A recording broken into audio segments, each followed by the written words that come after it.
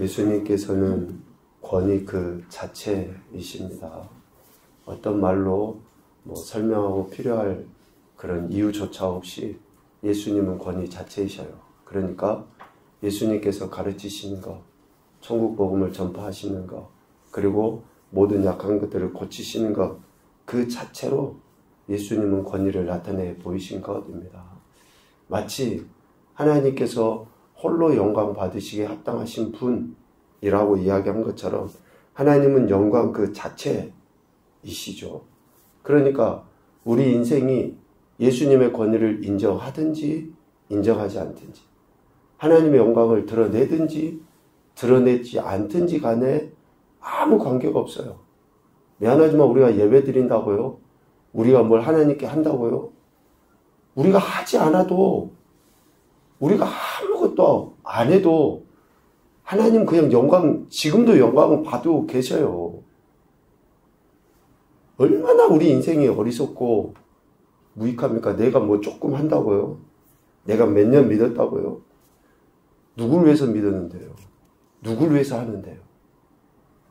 그러니까 예수님은 권위 자체이시고 영광 자체이신 거죠. 그런데 이러한 예수님의 권위를 거부하는 이들이 있었죠. 당시의 종교 지도자라고 하는 그러한 바리새인들, 서기관들. 왜 그들이 예수님의 권위를 거부합니까? 자신들의 권위에 대항하는 것으로 여겼기 때문에 그러는 거예요. 자신들이 가진 권위를 누가 줬는데요? 그 권위의 시작이 어딘데요? 그런데 예수님의 권위를 거부해요. 왜? 자기들이 가진 권위를 이렇게 대항하는 것으로 여겨서. 그 결국이 뭐였습니까? 예수님을 잡아 죽이는 것이었죠.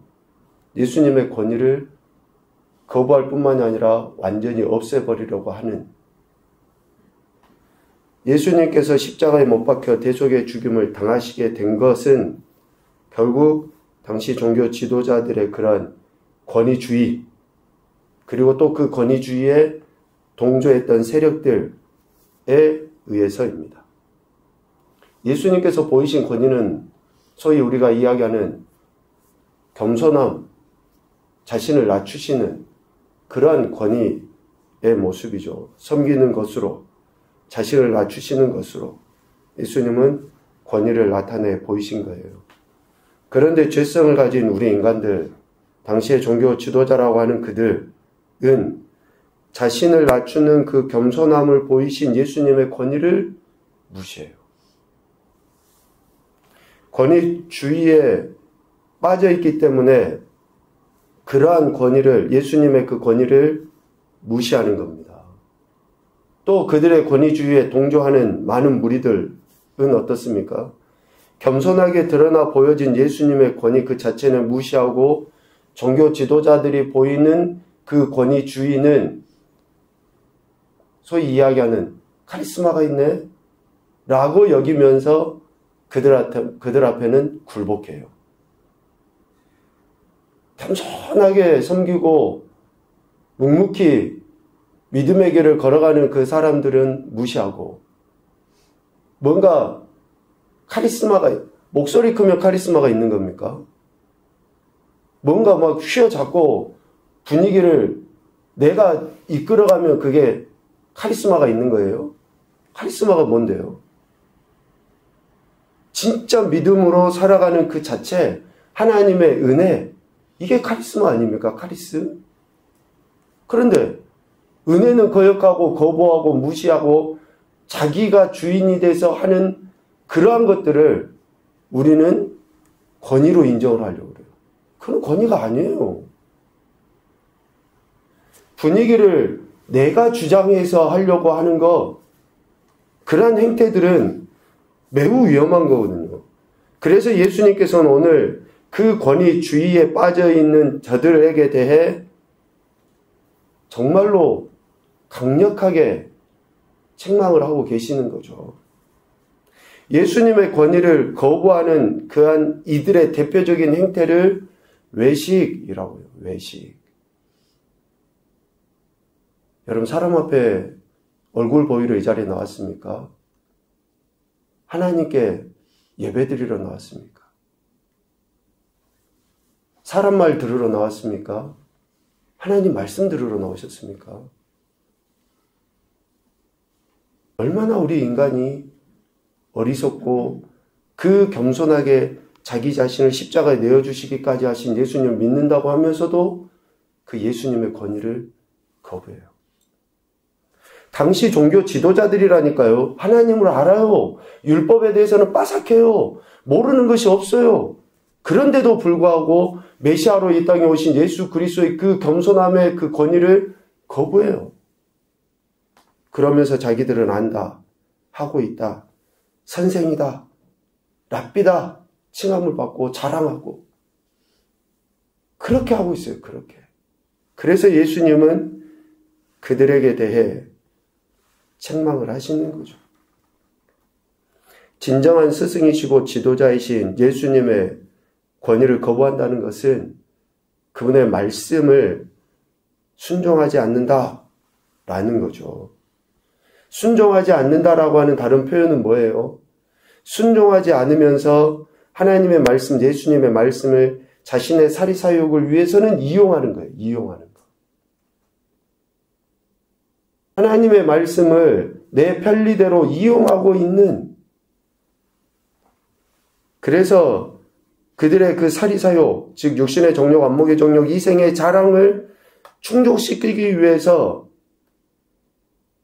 하나님의 말씀을 이용하고 그 말씀을 이용하면서 하나님의 권위, 예수님의 권위는 거부하죠. 이것을 외식이라는 단어로 쓰셨습니다. 그래서 예수님께서는 무리와 제자들에게 이렇게 가르치셨던 거예요. 23장 3절. 그러므로 무엇이든지 그들이 말하는 바는 행하고 지키되 그들이 하는 행위는 본받지 말아라. 그들이 하는 말이 어떤 말입니까? 소위 말하는 하나님께서 모세를 통해서 주신 율법이었잖아요. 그 말은 듣고 지켜라는 거예요. 왜? 하나님 말씀이니까. 하나님 말씀이니까 지켜라는 겁니다. 그런데 그들이 말만 하고 행동은 안 해요. 전혀 그런 행동이 나타나 보여지지를 않죠. 하나님의 말씀, 틀리거나 능력이 없는 것이 아니죠. 그래서 예수님께서도 이 땅에 오셔서 처음부터 마지막까지 뭘 하셨습니까? 하나님이 하신 말씀을 성취하신 거예요. 하나님이 하신 말씀. 그러니까 말씀에는, 그들이 이야기하는 그 말씀에는 그 자체예요. 그냥 하나님 자체.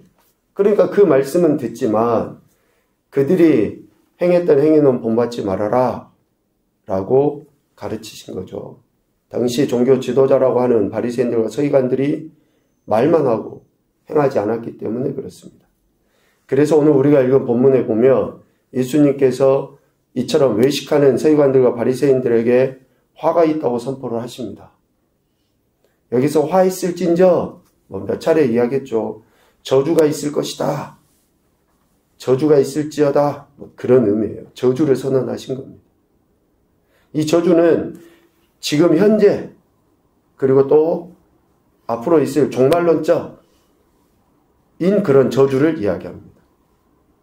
그러니까 외식하는 이들에게는 반드시 하나님의 심판이 있을 것이다. 여러분, 우리 자신들 점검해야 됩니다. 안 그럴 수 없죠. 우리가 어떻게 다 완전하고 똑같이 말하는 거하고 행동하고 살아갑니까? 그런데 이야기하는 것처럼 그 갭을 줄여야죠. 그래서 말씀 읽고 기도하는 거 아닙니까? 왜 기도해요? 왜 말씀 읽습니까? 이러한 외식하는 것들에 대해서 반드시 저주가 있다라고 말씀하셨으니까 외식하지 않기 위해서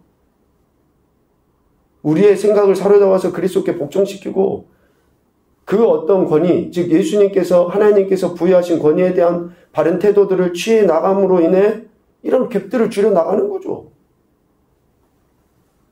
바리새인과 서기관들에만 저주가 있습니까? 아니에요. 미안하지만 오늘 우리에게도 동일합니다. 오늘 우리에게도. 그래서 예수님께서는 반드시 하나님의 심판이 있을 것에 대해서 이야기해요. 마태복음 23장에 7번 화를 선언하시죠. 그래서 7화 뭐 이렇게도 이야기하는데 13절, 15절, 16절, 23절, 25절, 27절 그리고 내일 볼 29절 이렇게 해가지고 7번이나 화를 선언하셔요. 뭐 이것을 좀 의미를 그렇게 갖다 붙여본다 그러면 성경에서 7이라는 숫자는 완전하다라고 이야기하죠. 그러니까 7번 선언하셨다라고 하는 것은 반드시 그리고 완전하게 하나님의 심판이 그들에게 있게 된다라는 그런 의미로도 이해할 수 있겠습니다. 결국 예수님께서 서기관들과 바리새인들에게 저주가 임하게 된다고 선포하실 수밖에 없는 그 핵심의 이유가 뭐예요? 핵심의 이유가. 다른 데 있잖아요. 앞서 그 3절이에요. 저들이 말만 무성하게 말만 하고 겉으로는 믿음 있는 척하고 겉으로는 거룩한 척하고 경건한 척하는데 진짜로는 그게 아니라는 거죠. 속에서는 썩어 있고 진실되지 못하고 말로는 맨날 주여 주여 하는데 행동은 그렇잖아. 예수님께서 제자들에게 그랬잖아요. 틀림없이 주여 주여 하는 자마다 다 천국 가는 것이 아니라고. 그럼 진짜로 천국 가는 사람들이 누구인가?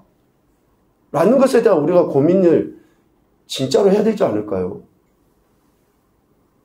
말만 하고 행하지를 않기 때문에 그들에게 이러한 완전한 하나님의 심판이 있을 것이다. 그리고 4절 오히려 무거운 짐을 묶어 사람의 어깨에 지워놓고 자기들은 손가락 하나도 까딱하지 않는 거예요.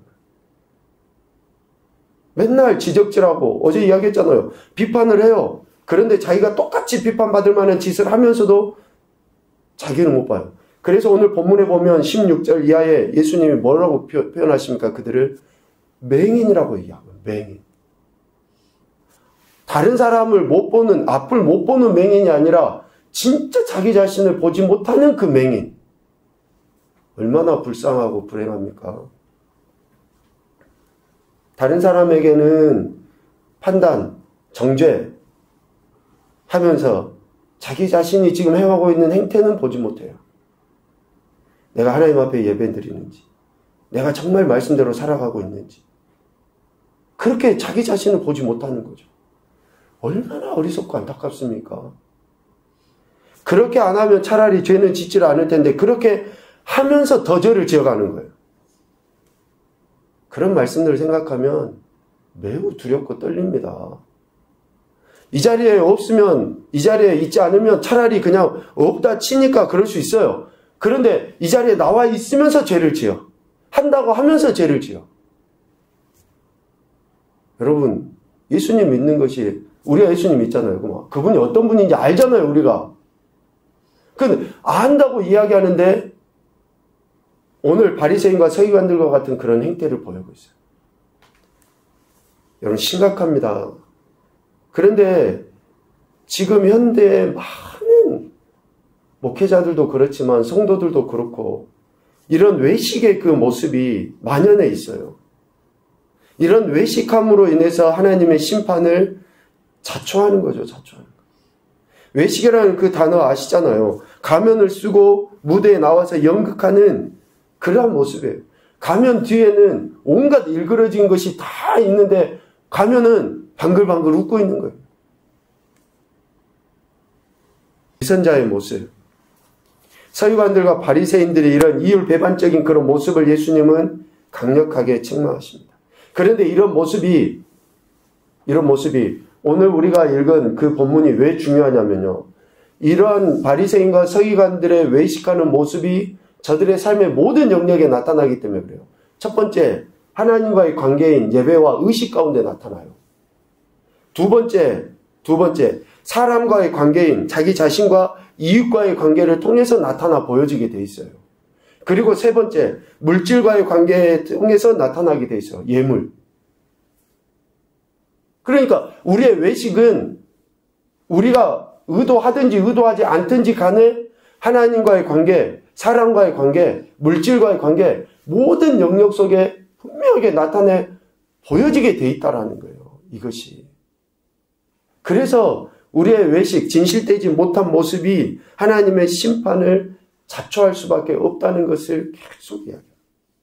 어제 저녁에도 이야기했던 것처럼 하나님의 형상이 어그러져 버렸잖아요. 그 하나님의 형상이 어그러짐으로 인해서 하나님과의 관계뿐만 아니라 인간관계, 물질관계 모든 관계들이 다 파괴되어져 버리잖아요. 그게 죄거든요. 죄.